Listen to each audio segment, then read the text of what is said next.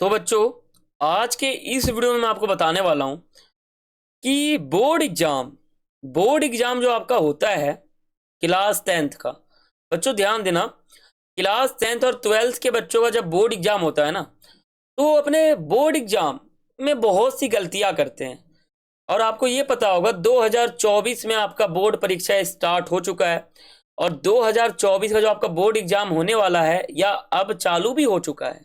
ठीक है बच्चों, तो 2024 के बोर्ड एग्जाम में आप ये गलती ना करो और आप अपने पेपर में फेल ना हो जाओ, इसलिए मैं आपको ये वीडियो बता रहा हूँ, दिखा रहा हूँ। और 2024 में बोर्ड परीक्षा में आप कॉपी कैसे लिख सकते हो। बच्चों, कॉपी लिखने का तरीका क्या होता है? कई बच्चे क्या करते हैं, कॉपी को लिखते हैं उल्टे पुल्टे तरीके से, तो उनको नंबर मिलता है 80 में से 30 नंबर, 20 नंबर, 22 नंबर। तो बच्चों, आप वो गलती ना करो, कॉपी अच्छे से लिखो। ठीक है, 2024 में जो आपका बोर्ड एग्जाम चालू हो चुका है, तो आपको OMR सीट जो है ना, उसमें जो आपका पेपर होता है, जो आंसर सीट होता है ना, तो आंसर सीट को आप कैसे लिखोगे, किस तरह से लिखोगे कि आपको अच्छे से अच्छे नंबर मिले, तो वही तरीका मैं आपको इस वीडियो में बताने वाला हूं।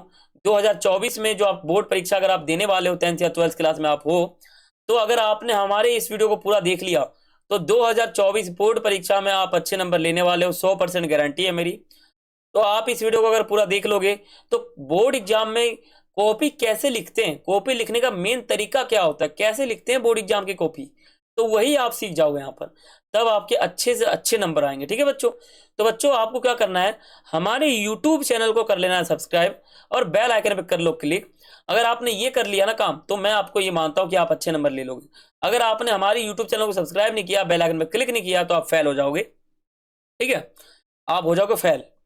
लेकिन आपने अगर हमारे YouTube चैनल को सब्सक्राइब कर लिया, बेल आइकन में क्लिक कर लिया, तो आप टॉप हो जाओगे। तो आप ये सोच लो, या फेल होना है या टॉप होना है, वो आपके हाथ में। ठीक है, और बाकी मैं तो आपको वीडियो में बता ही दूंगा। ठीक है, 2024 में बोर्ड एग्जाम परीक्षा आप कैसे लिखोगे, कॉपी लिखने का तरीका क्या होता है। और बहुत से बच्चे होते हैं जो कॉपी लिखते हैं गलत तरीके से और वो फेल हो जाते हैं, फिर वो बाद में रोते हैं कि मैं फेल हो गया। तो आप वो गलती ना करो और आप फेल ना हो जाओ, इसलिए मैं आपके सामने वीडियो बना रहा हूँ। और अब हम वीडियो शुरू करते हैं। ठीक है,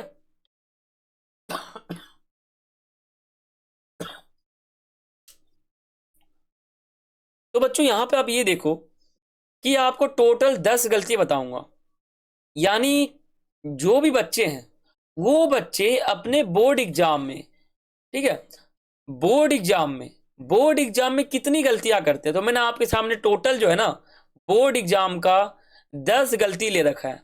अभी इस 10 गलती को मैं आपको बताने वाला हूं। देखो, ये जो एग्जाम हो रहा है, पीछे आप देखो, ये CBSE का एग्जाम हो रहा है। तो इस एग्जाम में आप कैसे अपने आंसर शीट को लिखोगे। देखो, ये जो लड़की है, ये अपने कॉपी को लिख रही है, देखो यहाँ पर। तो आप किस प्रकार से आंसर शीट लिखोगे कि आपके अच्छे से अच्छे नंबर आए। तो आज मैं आपको 10 गलती बताने वाला हूँ, यानी 10 गलती बच्चे करते हैं, जो जिसी कारण जो है ना, बच्चे 10 गलती करते हैं, उसी कारण वो अपने परीक्षा में फेल हो जाते हैं। ठीक है, उनके 0 नंबर आते हैं। तो मैं आपको ये कहना चाहता हूं, आप इन 10 गलती से बचना। तो वो 10 गलती क्या है, उस गलती से आप कैसे बचोगे, तो चलो वीडियो शुरू करते हैं। उससे पहले आप हमारे यूट्यूब चैनल को सब्सक्राइब कर लो और बेल आइकन पे आप कर लो क्लिक। चलो समझते हैं बच्चों 10 गलतियां। देखो बच्चों, पहले गलती ये है कि बच्चे जो है ना, अपने बोर्ड एग्जाम में उत्तर साफ साफ तो लिखते ही नहीं है। सभी बच्चे क्या करते हैं कि अपने उत्तर को साफ साफ नहीं लिखते हैं। अब जो एग्जामिनर है, जो कॉपी चेक करने के लिए आया हुआ है, तो उसके पास 50 से 70 कॉपियां होती है उसके पास। तो उसके पास इतना टाइम नहीं होता कि वो जो है आपके एक एक अक्षर को देखे, एक एक वर्ड को देखे, एक एक लिखावट को देखे। वो शुरू के 2-4 लाइन पढ़ेगा और वो सोचेगा कि बच्चे पढ़ने में तेज हैं, सही लिख रहे हैं, तो वो अंधाधुन टिक लगा के नंबर फुल दे देगा। अगर वही टीचर देखेंगे एग्जामिनर कि शुरू में बच्चे ने गलत कर रखा है, तो मुझे नंबर नहीं देना है, वही काट देगा, नंबर आपको 0 मिलेंगे। इसलिए आप अपने उत्तर को साफ साफ लिखो, जो भी आप लिखना चाहते हो। जैसे मान लो शिक्षक लिखना है, देखो यहाँ शिक्षक लिखा, फिर गैपिंग, फिर ये लिखा, फिर गैपिंग।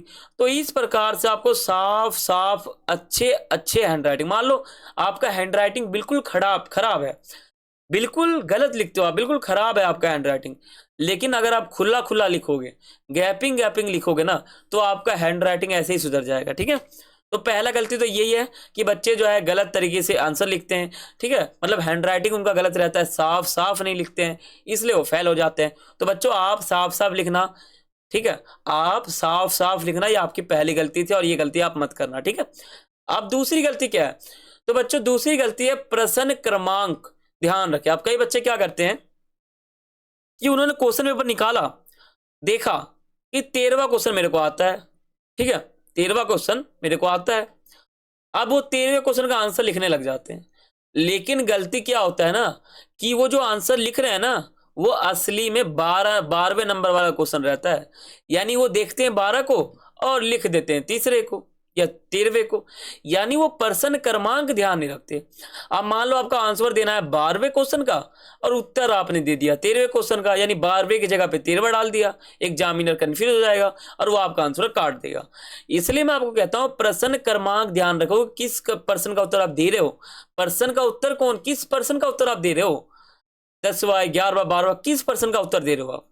तो जिस पर्सन का आपको उत्तर देना है ना आपको, तो वो पर्सन ध्यान रखो। यानी कि आप कुछ उल्टे पुल्टा लिख देते हो। मान लो यहाँ पे लिखा हुआ है प्रगतिवादी कविता की 4 विशेषताएं बताएं। अब ये क्वेश्चन 12वें नंबर पे है, आपने गलती से 13वां लिख दिया और आंसर ये लिख दिया, तो टीचर हो जाएगा कंफ्यूज और काट देगा, आपको नंबर मिलेंगे 0। इसलिए बच्चों ये गलती आप मत करना, प्रश्न क्रमांक का ध्यान रखना। ठीक है, क्वेश्चन जो नंबर है उसको ध्यान रखना। तीसरा गलती क्या है कि बच्चे क्रमबद्ध तरीके से नहीं लिखते। कई बच्चे क्या है कि पहले पहला क्वेश्चन लिखेंगे, फिर तीसरा लिख देंगे, फिर 20वां लिख देंगे, फिर 34वां लिख देंगे, फिर 12वां लिख देंगे, फिर 15वां, फिर 21वां। ये होता है रॉन्ग तरीका। आपको एक सीक्वेंस वाइज लिखना है, यानी क्रमबद्ध तरीके से लिखना है। पहला क्वेश्चन, फिर दूसरा, तीसरा, चौथा, पांचवा, छठा, सातवां, आठवां, 9वां, 10वां। तो बच्चों आपको कर्म तरीके से यानी सीक्वेंस वाइज लिखना है, पहला क्वेश्चन, दूसरा क्वेश्चन, तीसरा, चौथा, पांचवा, छठा, सातवां, इस प्रकार से। ना कि ऐसे लिखना है पहला, तीसरा, 20वां, 34वां, 12वां, ऐसे आपको नहीं लिखना बच्चों। ठीक है, क्योंकि जो एग्जामिनर आता है वो इस प्रकार से कॉपी देखता है। मान लो उसने पहला क्वेश्चन देखा, फिर वो टीचर खुश हो गया, फिर तीसरा आ गया, वो टीचर गुस्से हो जाएगा, वो गुस्सा आ जाएगा उसको, वो सोचेगा कि बच्चा मेरे को परेशान कर रहा है, तो बार बार क्वेश्चन ही निकालता रहेगा। फिर तीसरे पे आ गया, फिर वो और कंफ्यूज हो जाएगा बच्चा, फिर जाकर टीचर बोलेगा ये बच्चे ने 20वां क्वेश्चन लिख दिया, फिर 34वां लिख दिया, तो वो हो जाएगा, गुस्सा आ जाएगा उसको, तो वो आपका पेपर काट भी सकता है, फेल कर सकता है आपको। ठीक है, तो आपको ऐसे लिखना है कि पहला क्वेश्चन, मान लो अगर आपने लिखा है इस प्रकार से जैसे मैंने आपको बताया, तो टीचर देखेगा पहले क्वेश्चन का, ठीक है, तो उसको चेक करने में बच्चों आसानी होती है, चेक करने में टीचर को आसानी होती है। अगर आप ऐसे उल्टा पुल्टा लिखोगे तो आपको बहुत परेशानी होगी टीचर को चेक करने में। वो बार बार क्वेश्चन ढूंढेगा क्वेश्चन पेपर में, फिर उसको मैच करेगा, समझेगा, बहुत टाइम लगता है। लेकिन आप सीक्वेंस वाइज लिखोगे ना, तो तुरंत चेक करते हो चलेगा, तुरंत टिक लगाएगा नंबर देगा, टिक लगाएगा नंबर देगा और आपको टॉप कर देगा। ठीक है बच्चों, तो हमारे YouTube चैनल को सब्सक्राइब भी कर लो बच्चों। ठीक है, सब्सक्राइब कर लो, मोस्ट इंपॉर्टेंट है।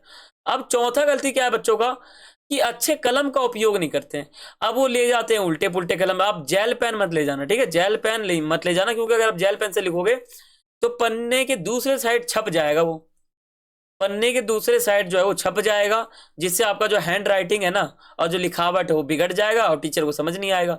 टीचर को लगेगा आपने लिखा है राम, अब वहां पे स्याही गिर गया तो वो हो गया घनश्याम, तो टीचर नंबर काट देगा। ठीक है, तो इसी प्रकार से आपका जो वर्ड है ना उसके पीछे स्याही आ जाएगा अगर जेल पेन का उपयोग करोगे। तो अच्छे पेन का उपयोग करना, बॉल पेन का। ठीक है, और बच्चों पेपर में, पेपर जो आपका बोर्ड एग्जाम होगा 2024 में हो रहा है, तो इसी में आपको ब्लैक और ब्लू दो ही पेन ले जाना है, तीसरा कोई पेन मत ले जाना, ब्लैक और ब्लू ले जाना है, सिर्फ ब्लैक और ब्लू। ज्यादातर ब्लू पेन का काम होता है, ब्लैक का कम होता है, लेकिन फिर भी ब्लैक का भी हो जाता है, लेकिन ब्लू आप ले ही जाना। ठीक है, ये गलती बच्चों का है, वो क्या है ना, वो पेन उल्टा पुल्टा ले जाते हैं तो फेल हो जाते हैं।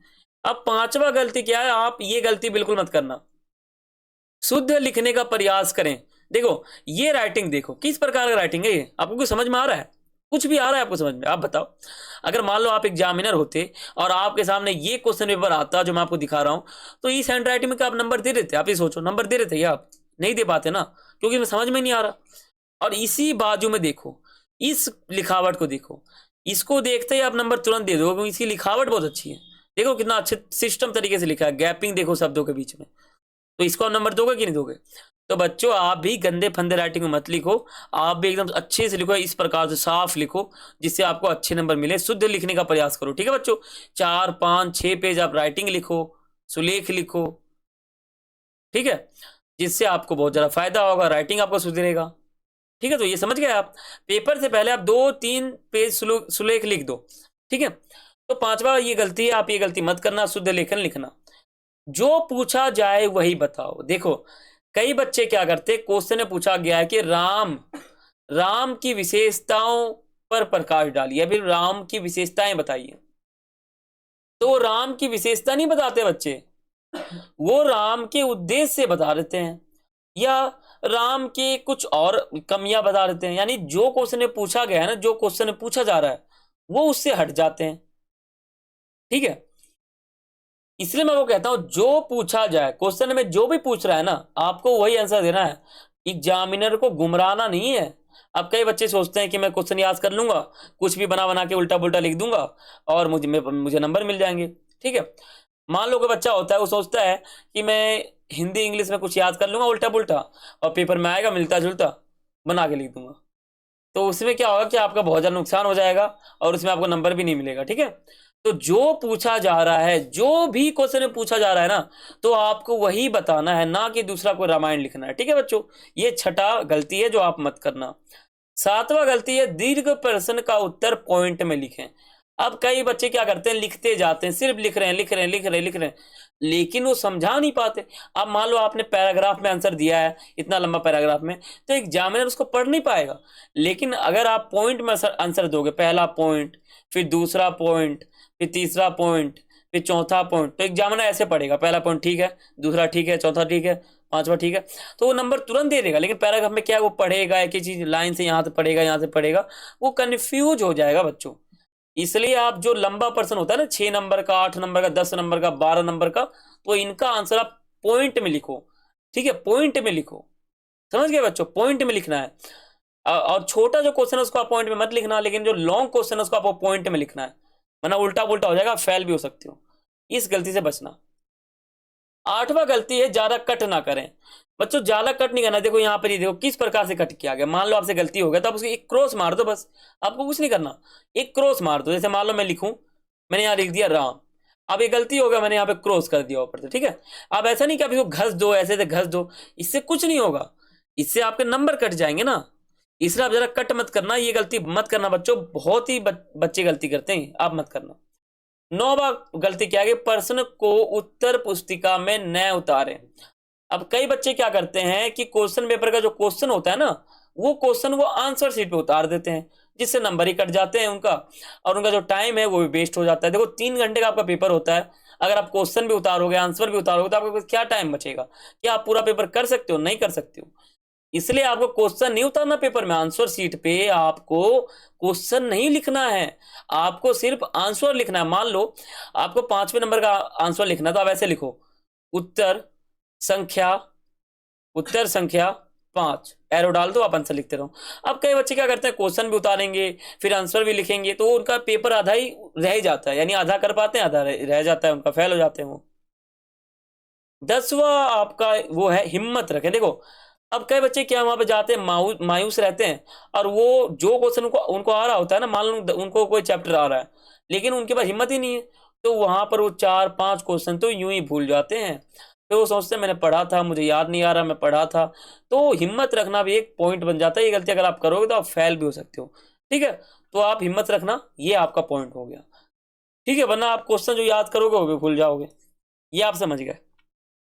तो बच्चों ये 10 गलतियां हैं जो एग्जाम में हर एक बच्चे करते हैं, तो आप ना करो, ठीक है। आपको मैं वार्न कर रहा हूं, आपको रोक रहा हूं, आपको समझा रहा हूं, ठीक है। अगर आप इन गलती को करोगे ना, तो आप अपने एग्जाम में 80 में से 25 नंबर भी नहीं ले पाओगे। अगर आप ये गलती नहीं करोगे ना, तो आप 80 में से 79 नंबर यूं ही ले लोगे। सच में बच्चों, समझ रहे हो? अगर आपको क्वेश्चन का आंसर नहीं भी आता ना, तो आप तरीके से लिखोगे ना, तो आपको एग्जाम में नंबर दे देगा, उसके पास ज्यादा टाइम नहीं चेक करने का, दे देगा, ठीक है बच्चों। तो यहाँ पे आप ये समझ गए। तो बच्चों वीडियो अच्छा लगा तो एक लाइक कर देना, और हमारे यूट्यूब चैनल पर अगर आप नए हो ना बच्चों, तो सब्सक्राइब ऐसे कर लो ना कि आपने मंदिर पे जाके घंटी बजा दिया। तो मैं आपको ये कहता हूं कि आप सब्सक्राइब कर लो और बेल आइकन पर क्लिक कर लो। देखो कोई मुश्किल काम है ये, आप बताओ, चैनल को सब्सक्राइब करके बेल आइकन पर क्लिक करना कोई मुश्किल काम है? देखो आपके लिए मैंने वीडियो बनाया है, ये वीडियो जो है ना सोने से भी महंगा है। इस वीडियो में जो जानकारी आपको मैंने दिया है ना, ये अमूल्य जानकारी है। इस अमूल्य जानकारी के बदले मैं आपको सब्सक्राइब करने के लिए कह रहा हूं, तो ये सब्सक्राइब आप कर लो और बेल आइकन पर क्लिक कर लो, ठीक है बच्चों? तो बच्चों मिलते हैं अगले वीडियो में, तब तक के लिए सभी को थैंक्स फॉर वॉचिंग। जय हिंद, जय भारत।